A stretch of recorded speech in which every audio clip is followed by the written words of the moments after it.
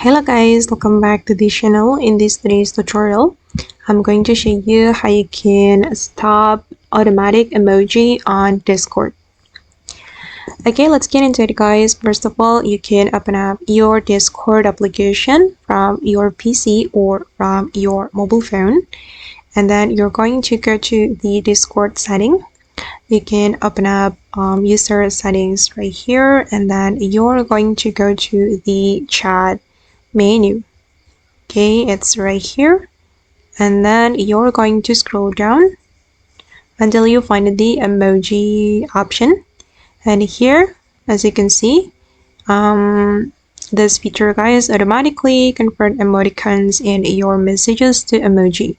Then you can disable this feature to stop automatic emoji on Discord.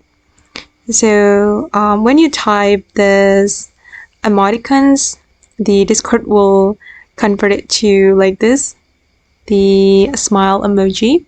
And when you disable this feature, the Discord will stop from converting emoticons in your messages to emoji. Okay guys, and that's all the tutorial for today. I hope this video will be useful for you. Thank you so much for watching, and bye.